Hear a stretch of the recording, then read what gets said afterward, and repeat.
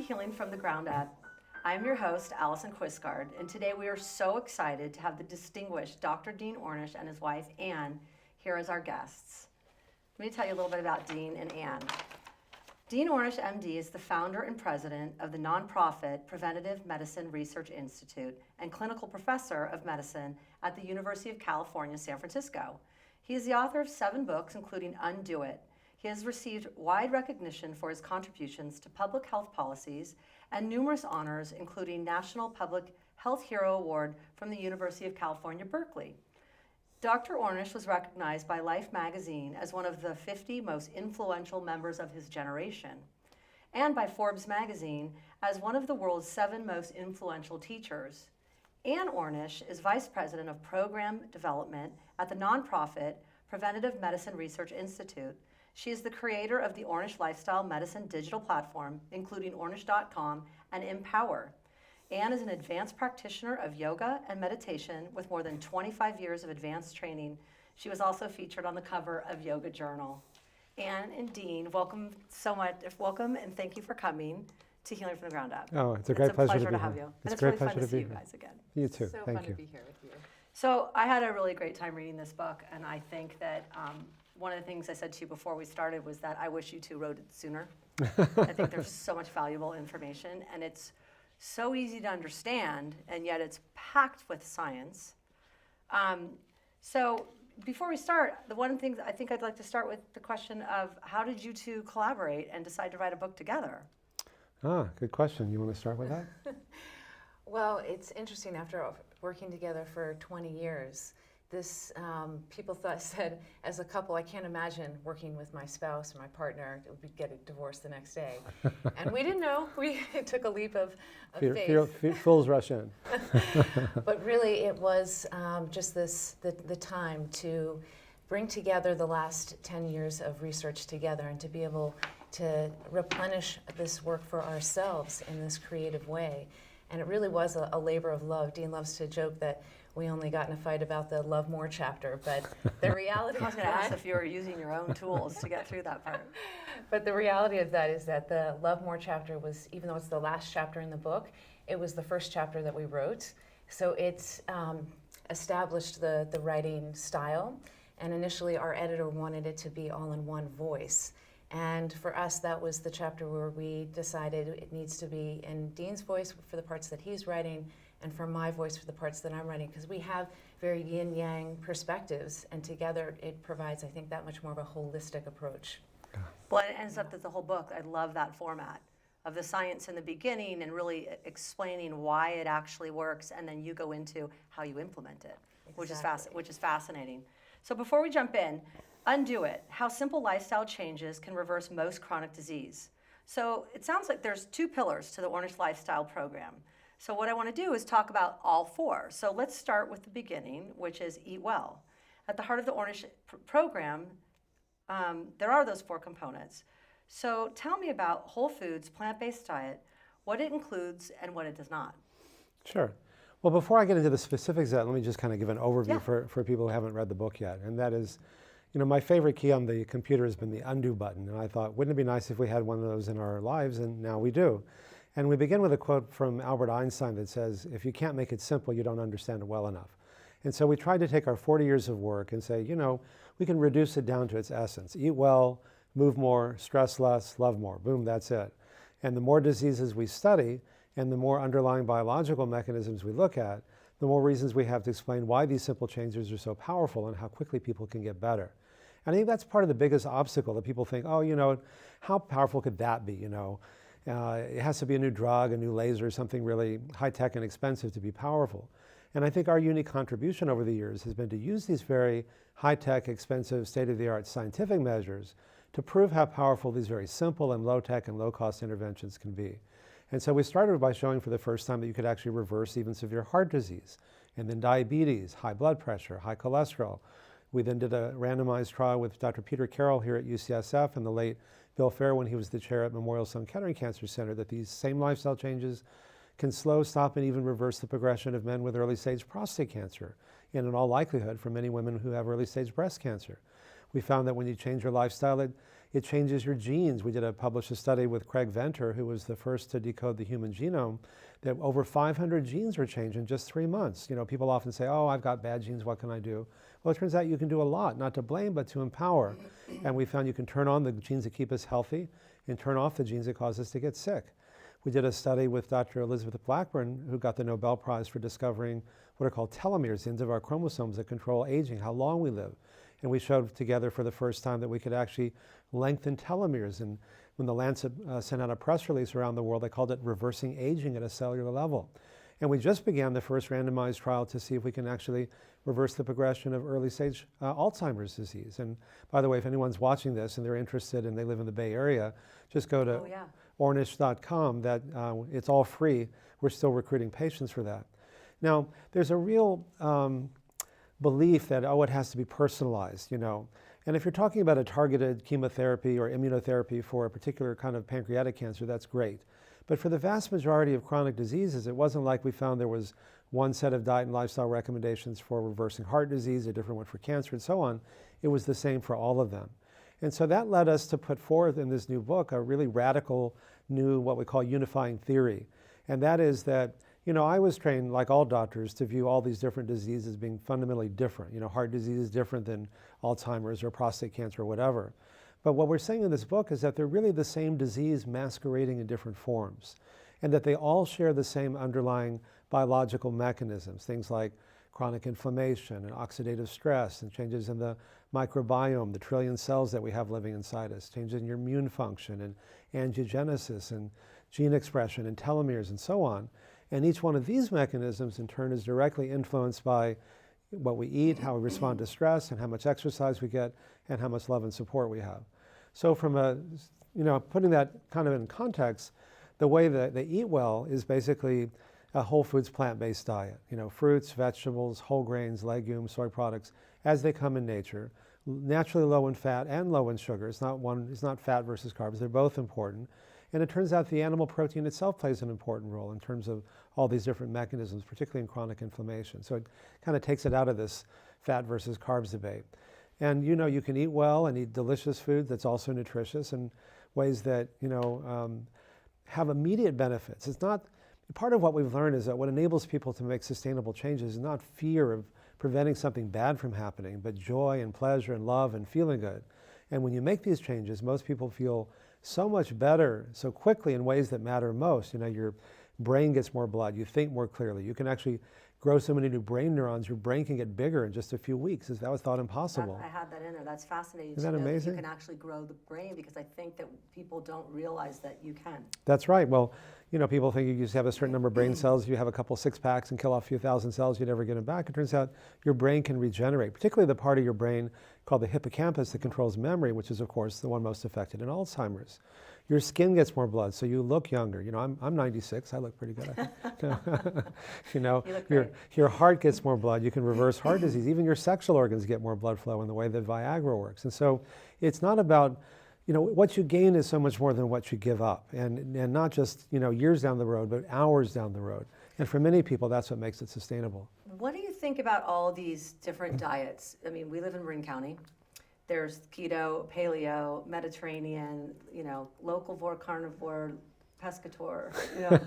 What do you think about all of those? I know that what you have been teaching for 40 years is a whole food plant-based diet, and it seems that science has backed that up.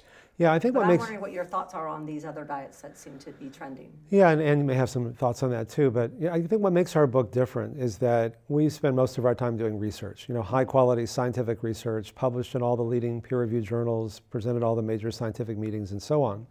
And I think that's the whole point of science, is to help people sort out these conflicting claims, and nowhere is that more conflicting than the area of nutrition. So in the book we took I debated Dr. Atkins, many, many times before he died, and his autopsy showed he died of heart failure. And I'm tired of those kinds of debates. So in this book we said, look, it works. We have 40 years of peer-reviewed, it works. It reverses all these different diseases. If you can reverse it, then you can prevent it. And it works and we know why it works, for all the reasons that we've been talking about. there's never been, the only diet that's actually been proven to reverse heart disease and these other conditions is the diet we write about in the book, a whole foods plant-based diet that's naturally low in fat and sugar. Now the paleo diet, the keto diet are just Atkins redux. It's just the same thing. And the appeal of that is, number one, telling people that, pork rinds and bacon and sausage and steaks are good for you, and cheeseburgers is a good way to sell books or journals or magazines. The other part is that, people, there's a half-truth with these diets, which is that Americans eat too many refined carbs, too much sugar, and white flour and white rice and things like that. And so if you eat something other than that, you're going to lose weight. It's what you replace it with that I differ from the Atkins and keto and paleo. I'd love to be able to tell people that cheeseburgers and French fries and butter are good for you, but they're not. It doesn't mean you should never eat them, but don't kid yourself. It's just not the case. So, but if you replace them with good carbs, fruits and vegetables and whole grains, they're naturally high in fiber. The fiber fills you up before you get too many calories, but it also slows the absorption from your gut into your blood. And when you eat a lot of sugar or white flour, because you've removed the fiber in the bran, it gets your blood sugar zooms up. It's like mainlining sugar. And your pancreas senses that your sugar is too high, so it secretes insulin, which brings it back down, often brings it down too far, so you get that kind of low blood sugar carbohydrate craving, and you kind of get that addictive cycle. But also, insulin causes chronic inflammation and oxidative stress and all these mechanisms that cause all these chronic diseases. But good carbs don't do that. Fruits and vegetables and whole grains and legumes are rich in fiber. And the fiber not only fills you up before you get too many calories, it slows the rate of absorption from your gut into your blood. So rather than getting spikes in blood sugar, you can just get a nice constant level throughout the day. And rather than mortgaging your health, because what happens in one of the diagrams that we show in the book is that on a whole foods plant-based diet, your arteries are clean. On a standard American diet, or SAD diet, is a nice acronym, they're partially clogged. And on the paleo and keto and Atkins and all these variations of that, they're severely clogged even when you lose weight. So you can lose weight in lots of ways that aren't really good for you, like smoking cigarettes is a good way to lose weight. Chemotherapy is a good way to lose weight. Amphetamines are a good way to lose weight. I don't recommend them. But you can, on our way of eating, you naturally lose weight. In fact, the average person lost 24 pounds in the first year and kept half that weight off for 5 years in our study, randomized trial we published in the Journal of the AMA. But you enhance your health rather than mortgaging it. Do you want to add anything to that? Let me ask a question about fat. So low-fat diet, there's a huge trend of, I'm pouring MCT oil in my coffee every morning. And I know. Healthy fats, 14 tablespoons of olive oil. Ghee. Yeah. What do you think about this trend of fats? If they're healthy fats, are they okay?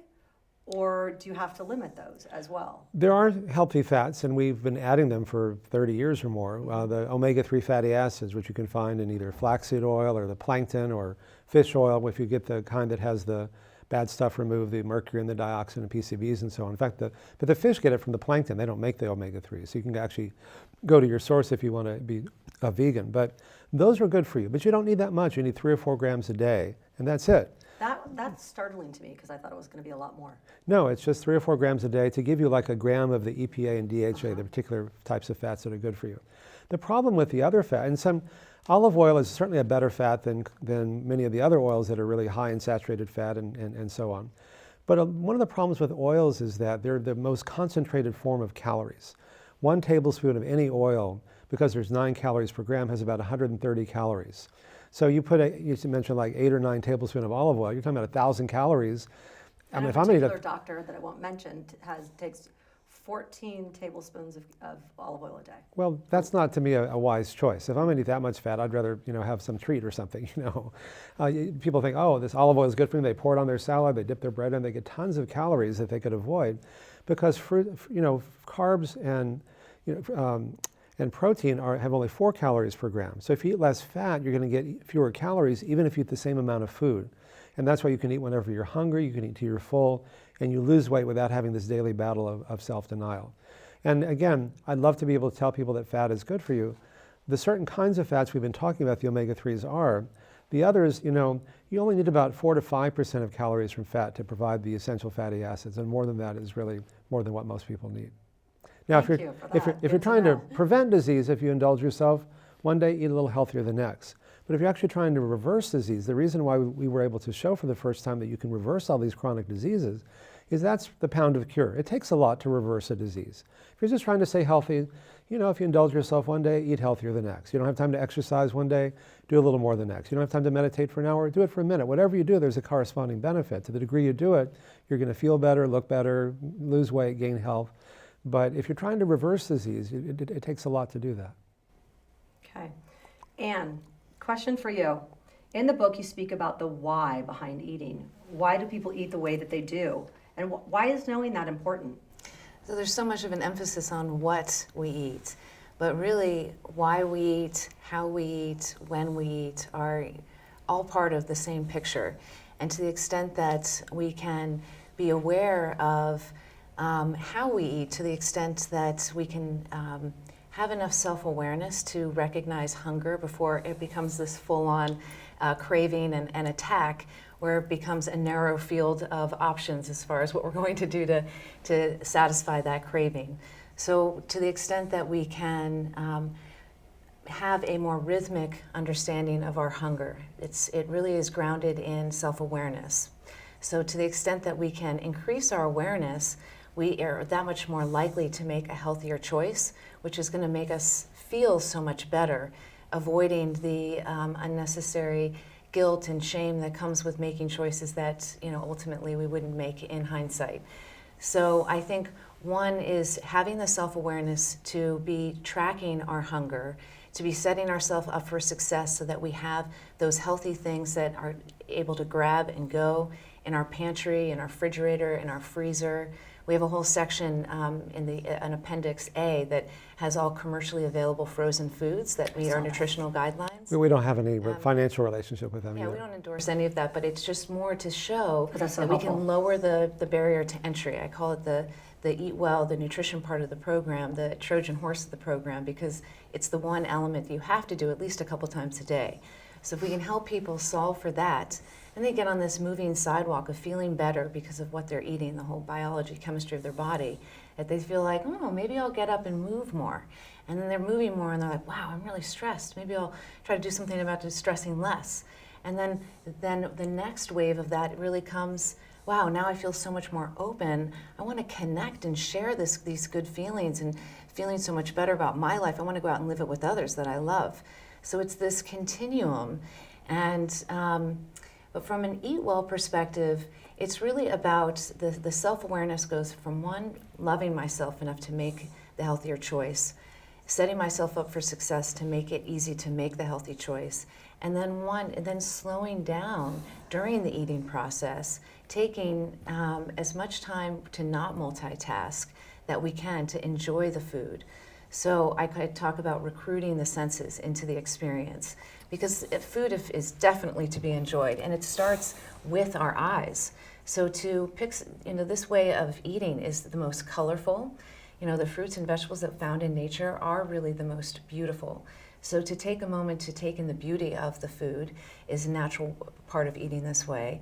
And then to recruit the senses of feeling it in our hands as you bring it towards your mouth, to be able to smell it, to be able to feel the sensations of the taste in the various parts of the tongue, to really feel, if you can recruit each of your senses into each bite, it's going to make it that much more enjoyable, where you feel like you're not eating subconsciously, your mind's somewhere else and you're not being able to enjoy what you eat. We end up overeating Or often. like when you said in the book about eating in front of the television. Yeah, you get more pleasure and fewer calories when you pay attention to what you eat, whether it's food or sex or music or art or massage. When you really pay attention to it, it's a lot more fun, And we go on autopilot after the first couple of bites usually, and that's what makes it so easy to overeat and then to feel the lethargy that comes and all of that. So to the extent that you can put your fork down even between bites, to be able to turn your awareness inward to that sensory experience, just makes it more enjoyable. Great.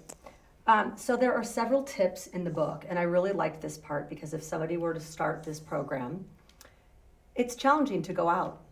You show up at a restaurant, you're like, oh my gosh, what do I eat and how am I going to do this?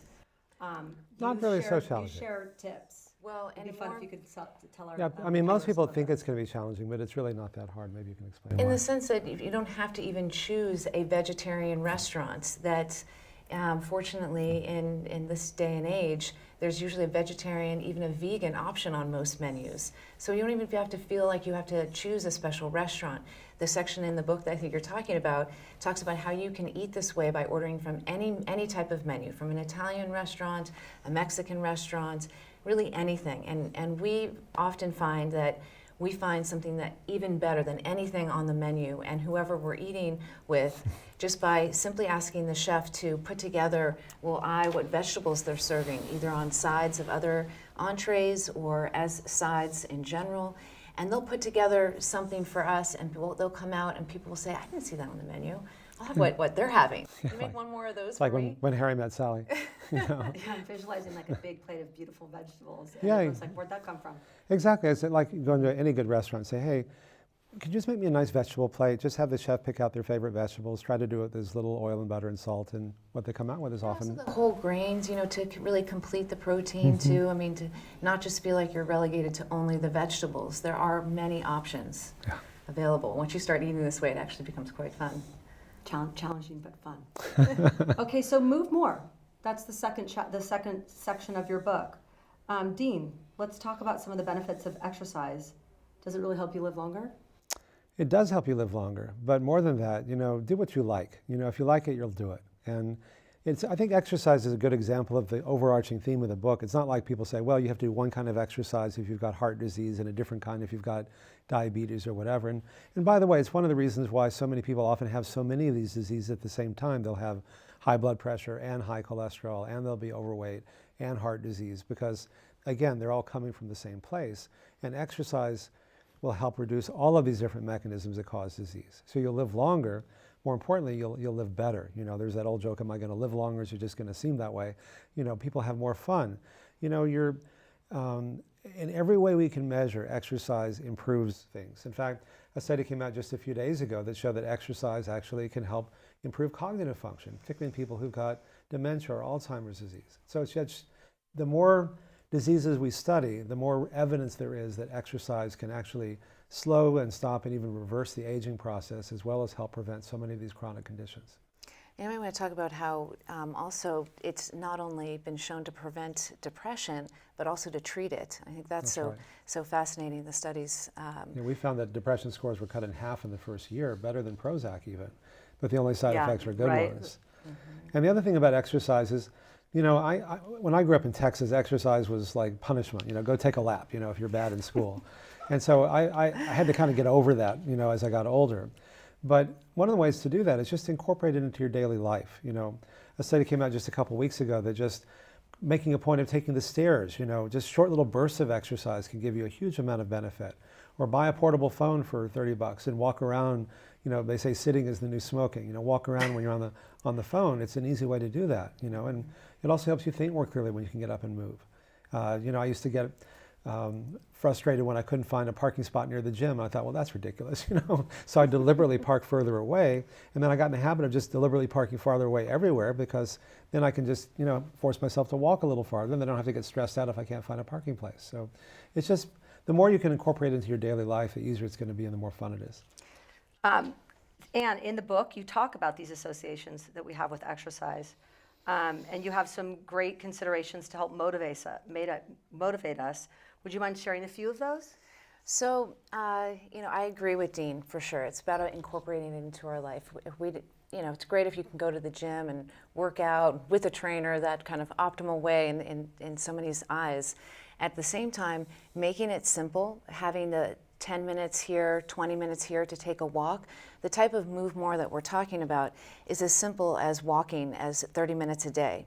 So what I like to do when and it comes... not even all at once, just, whenever. But it's nice to know that it's not that you really need to run 10 miles every day. That's right. Just walking 20 or 30 minutes a day. And what a great not even time that fast. To stand up if we do have some kind of sitting job, or you've been sitting all day, to get up, to walk for 30 minutes. If you can walk outside, you get an added benefit of connecting with nature and getting your mind to be able to de-stress in that sense.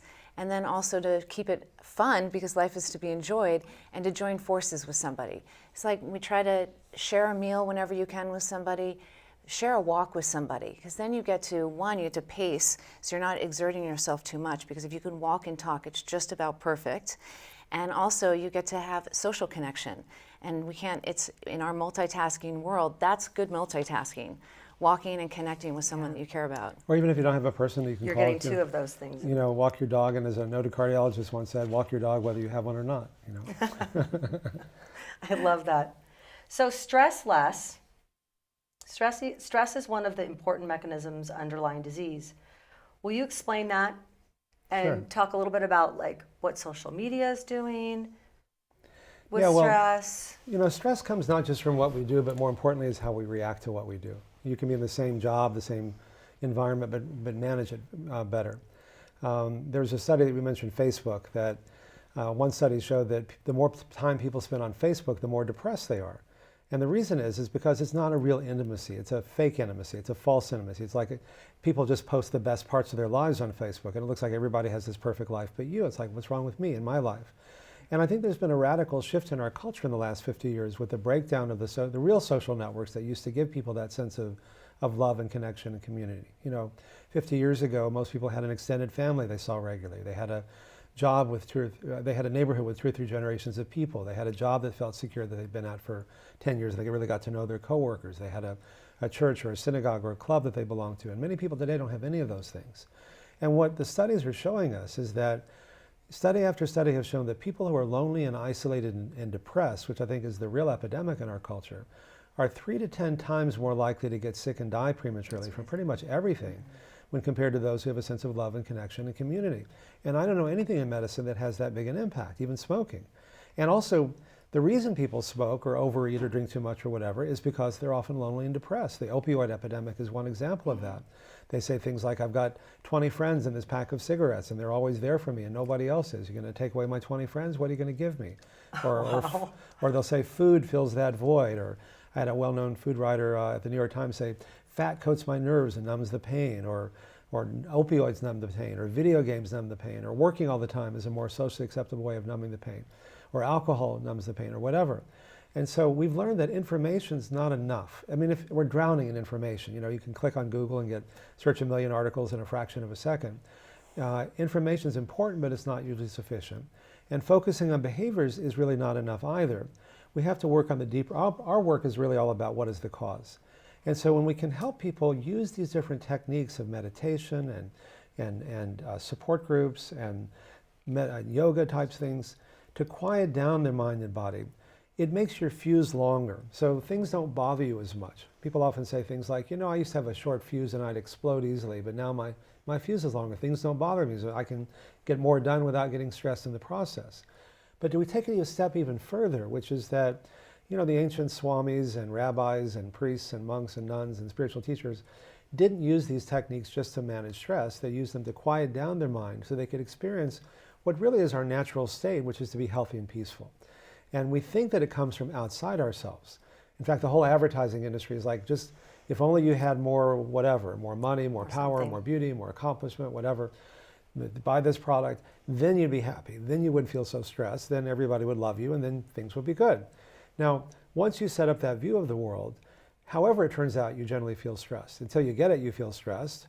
If someone else gets it, then you feel really stressed, and it makes you feel like, you know, we really live in this very competitive, hostile dog-eat-dog, zero-sum game world, and the more you get, the less there is for me, and, you know, that kind of hyper-competitive world. But even if you get it, it's very seductive. I studied yoga and meditation for 40 years with an ecumenical teacher named Swami Satchidananda, and people say, what are you, a Hindu? He'd say, no, I'm an undu, which is part of why we named the book that. Title. You know, because what he meant was that these techniques don't bring us a sense of stress management or peace or well-being, that's our natural state. And in perhaps the supreme irony, we end up running after all these things. If only I could just get this, then I'd be happy. And in the process of running after them, we end up disturbing what we could have already if we just stopped doing that. And so at the end of a meditation or a yoga class or whatever you do to relieve stress, remind yourself that these techniques didn't bring you that sense of peace and health and well-being. At least temporarily, they helped stop disturbing what's really our natural state. And the reason that's important is that it's very empowering, because if I have to get something to be healthy and happy, then everyone who has what I think I need has power over me. if it's really me, then I can do something about that. Then not to blame myself, but to empower myself. And then instead of having these false Facebook intimacy, then I can risk being open and vulnerable, because you can only be intimate to the degree you can open your heart and be vulnerable, and you can only do that to the degree you feel safe. And so by being in a safe relationship where you really trust someone, or even a committed monogamous relationship, you can open your heart, you can be more intimate, and the more intimate you are, the more erotic it becomes, the more fun it becomes, the more pleasurable it becomes. And you end up having these same, instead of having like a same kind of experience with a lot of different people, you have these infinitely variable experiences with the same person, which again, that pleasure is what makes it sustainable. So Anne, I have a question for you, which is when you were talking about techniques, in the book, you actually talk about some of those techniques for stress reduction. Do you want to talk a little bit about that? Sure. So there's 5 techniques that we've proven to be the most powerful. And again, to the extent that you practice these and make time for yourself to have these techniques in your life, the more you're going to have a corresponding benefit. So the therapeutic stretching is what most people think of as yoga, but this would be a more restorative version of that. So moving more slowly, consciously, and therapeutically. So that's something that we all have, those different parts in our body that need a little bit of attention. So if we can just figure out what are those couple of stretches that would be my base minimum to make sure that everything is functioning as well as it can. So what people, and also there's so much respect for the power of meditation these days, and that's something that if we can make time in the beginning of the day is what I like, and at the end of the day, so it's sort of bookends. So to the extent that I can set my day up for success by starting the day with about 10 to really 30 minutes is optimal for me to drop my anchor for the day internally, because all of this life experience is happening from the inside out. So to the extent that we can support ourselves from the inside out, and really the stress management component of the program it's starting with that self-awareness to say, this has to come from me, to have the self-awareness, to connect the dots between when I do this, I don't feel so great. When I do this, I feel so much better. So today, I'm going to do more of this. So it's those moments of self-awareness that allow us to pilot our life more consciously in a more beneficial way. So the meditation is so useful in that way of creating that buffer before we go into our daily lives and we're fielding things that we can't always anticipate, that we have that anchor in the ground. We have that buffer zone, as Dean says, your fuse gets longer, so that we can't control the stress that comes our way, but we can, we have a lot more choice as to how we respond to it, how we relate to it. And so these practices allow us to just have that sacred pause before reflexively just reacting in some way that it doesn't feel as productive, to pausing, having just that moment to choose how I'm going to respond to this stress, so that we feel ultimately more empowered and productive in our lives. And then lastly, I'll just add that there's the guided imagery and the progressive relaxation. And the imagery can be very effectively integrated with the meditation, because we can visualize how we would like our day to go. We can visualize our best self, how we would like to respond when we encounter that challenging person in our life or that challenging situation. So we can set ourselves up for this success in that meditation, in that imagery. And then lastly, the progressive relaxation sets us up to have the most relaxing and restful, deep sleep. So that's my favorite thing to do before bed.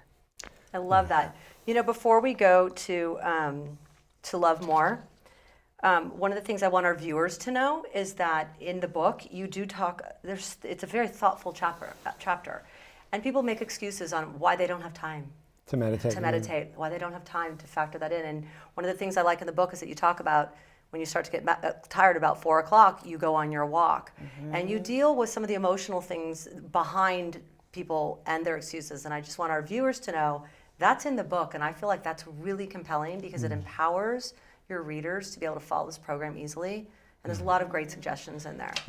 Sometimes the consistency is even more important than the duration. So sometimes I get really busy, like all of us, and I say, I don't have time to meditate for half an hour. So I have this little game I play with myself. I say, do I have a minute? And if I have to admit I don't have a minute, then I have to admit to myself my life is so out of balance, I'd rather just do the minute. And if I do a minute, chances are I'll do more than that because, it's just getting started. That's often the hard part, the inertia. But even a minute has benefit. It's like, if you ever found yourself listening to a song on the radio in the morning and then found yourself humming it later in the day? Of course. It's the same thing. Even if you just do a minute, it's like subconsciously your mind is meditating throughout the day. And as Anne said, it really makes your fuse longer. Things don't bother you as much. Okay, let's go to Love More. We are getting close to time, so I'd love to jump into the Love More chapter. Great. Which was very beautiful and very compelling. And honestly, here it is, one of these 4 factors that are going to help you live longer, age well, have this peace in your life. But that chapter could help anybody with communication and with loving communication. I want to start with Anne this time. Okay. Empathetic listening. So the Love More really, again, starts from the inside out. And we can only have more love in our lives to the extent that we love ourselves more, because that gives permission to people to love us. So to the extent that we start in our, when the support groups for people who are going through our 72-hour program reimbursed by Medicare and many of the other payers, we do have these support groups. And at the same time, the techniques that we talk about in the support groups, I incorporate into my daily life, which are first self-awareness. We have to know how we're feeling. It sounds like a given, but actually being able to reflect and truly get to the feeling state. A lot of it starts to come up. It's a thought. Well, I'm thinking this. And it's like, no. What is a feeling state? And then to the extent that we can. It's our feelings that connect us. Exactly. And so to the extent that we know what our own feelings are, and then we're able to express our feelings to others, that opens the door and gives them permission to express their feelings. Again, not their thoughts where we can get caught up in, well, I think you're wrong, or my opinion is so different, and it's never been a more divisive time in our country. And so part of what I love about the Love More is that it truly is, all this work starts from the inside. To the extent that we can love ourselves, it becomes the more unifying way to live, to be able to connect with others. And so we ask people, why do you want to live longer? Again, not something to be taken for granted. And so to the extent that we can ask ourselves, it's a very personal question. What is my motivation? What is your motivation? Each one, it's going to be a different answer for each of us, and maybe a different answer on a different day. But the important part that, again, setting ourselves up for success with meditation is being in touch with our motivation. To think about what are those most cherished people and moments that inspire us to be alive, to be healthier, to thrive. And to the extent that we are connected with that motivation, it imbues these choices with meaning. And that's what makes it sustainable. So although the Love More piece is not something you hear about in mainstream medicine, and it's something... Love is kind of a 4-letter word in cardiology. Well, and Dean, there are studies that are in the book that you reference in terms of love actually making that difference. It's no longer woo-woo. It's actually... It's probably the most important factor, both directly in ways we talked about and also indirectly, because people are much more likely to make lifestyle choices that are life-enhancing than self-destructive if they love themselves and they love other people.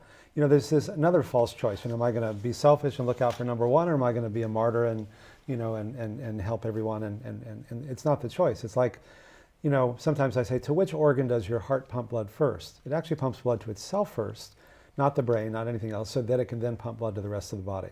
So when we love ourselves, we have that much more love to give others. When we have compassion for our own mistakes, then we can be more forgiving of others. And that ultimately is what brings us together. And anything that brings us together is really healing. Even the word healing comes from the root to make whole, and yoga from the Sanskrit, to yoke, to unite, union. These are really old ideas that we're rediscovering of how powerful they are. So Dean, I understand that right now you're actually working on a clinical trial with UCSF on the potential of reversing Alzheimer's.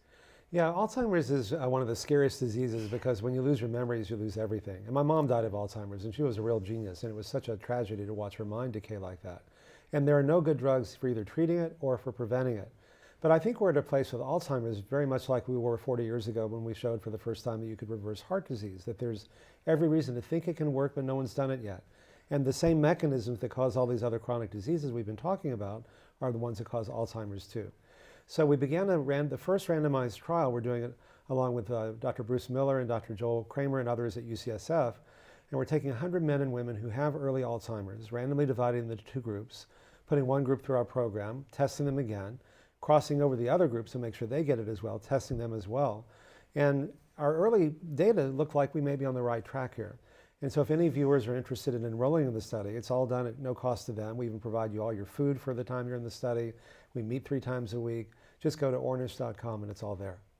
And again, the other thing I want the viewers to know is that which medical insurance companies are actually covering your program now? Yeah, That's really Medicare. important because not a lot of programs are covered, and it makes it sustainable if it's. That's exactly right. Because before, through our nonprofit Preventive Medicine Research Institute, we trained hospitals and clinics around the country, and it worked great. But some of them closed down because we didn't have the reimbursement. So that set me on a 16-year odyssey to get Medicare coverage, and Medicare ultimately, we're very grateful to them, created a new benefit category to cover our program. So we've been training hospitals and clinics and physician groups around the country, and it's working. So now that Medicare is paying for it, Aetna is covering it in all 50 states, Anthem in all the 14 states it covers, most of the Blue Cross Blue Shield plans, HMSA and others. And so that now makes it really both financially viable for the practitioners to offer the program and makes it affordable. We didn't want this to be concierge medicine. The reason we spent so many years doing the science and getting the reimbursement is, having seen what a powerful difference these changes can make, we wanted everyone to have it available to them. And our local site is Marin Cardiology, so there's a site right here in Marin. That's fantastic, and lucky for Maria. And how is it having teenagers, writing a book, traveling? How is that working out for everybody? And are you following the love chapter to get through it, or is it Why do you ask? easily and seamless? So actually, I think that it would be a lot harder if we were working on different careers. Then we wouldn't be able to join forces as well as we do, and as efficiently as we do, and as passionately as we do. And she developed the whole learning management system. As you mentioned, Medicare is covering our program. Most insurance companies are. And we've been training hospitals and clinics and physician groups around the country, including the cardiology group with Mark Wexman and his group here in Marin. And we're getting bigger changes in lifestyle, better clinical outcomes, bigger cost savings, better adherence than anyone's ever shown. And developed the whole learning management system because it's a 72-hour program, and all the PowerPoint slides, the lecture notes, the videos, and so on, it's all turnkey. She's just brilliant in doing that. And it just means we have that much more to share, which makes it that much more fun. And by the way, again, for people who are interested in the reversing heart disease program that are now covered by Medicare, or the Alzheimer's study, which is offered for free through the research. We're trying to do the first study to see if we can reverse Alzheimer's. Just go to ornish.com and it's all there. So we have about 2 minutes left. So one of the things that first of all, I want to thank you for being here. Second of all, how can people reach you if they want to learn more about the program? Do they go to your website? The easiest thing is What do you suggest? go to ornish.com. There's Okay. information on the homepage about the Alzheimer's study, and there's about all the various sites that are offering And we'll have that reversing heart posted. disease. So that's probably the best. And way to then go. what about the book? Where can we find the book? You can find the book anywhere. Amazon, Barnes & Noble, most local bookstores. There's a page we put together called undoitbook.com, but just go anywhere you can find it. Okay, thank you. We've got about a minute left. So Anne, in the book, first of all, it's very exciting. One more thing the viewers should know is that there's almost 100 recipes in the back of this book. I was so excited when I got to that part because it's a big book, and I thought, wow, that's going to be a lot of science. That's part of why it's book. Half of it's recipes. I read Dean's books. I have them all. I was like, that's going to be a lot of science. And then when I got to the end and there were all the recipes, that was exciting. What's your favorite recipe? Where am I going to start first? I would say the one that we've eaten the most, because we like it probably the most, is the lasagna. The spinach lasagna. There's a vegan spinach lasagna in there that it's just, it hits the spot. We served it at Thanksgiving along with many other things in that section. I'd say it's to die for, but it's really to live for. And you feed it to somebody, they say, oh, they can't believe that it's vegan. I think that's the other thing. When we have guests over, we always think they're going to think, oh gosh, one of the Ornish is going to serve us, and then they can't even believe how delicious it is. That many people who would never imagine eating this way ask for the recipe after. So. Okay, and last question. What's your favorite restaurant in the Bay Area? Gosh. One of the problems in Marin is that there's so few vegetarian restaurants here. You'd think it'd be this would be the Mecca. Greens, like for sure. Well, Greens is our favorite restaurant in the Bay Area. But, See, I knew that. But it's not in Marin is the problem. I knew that. Okay, well, Dean and Anne, thank you so much for coming. We'd love to have you back again. Oh, thank you. Please write another book. Well, awareness is always the first step in healing, and thank you for raising awareness, and not only today, but in your whole series. We're really grateful. Absolutely. Well, it's been an honor to have you both here. Thank you for watching Healing from the Ground Up. Please join us again. I am Allison Quistgard, your host, and thank you again to Dr. Dean and his lovely wife, Anne. Thank you. Thank you for having us.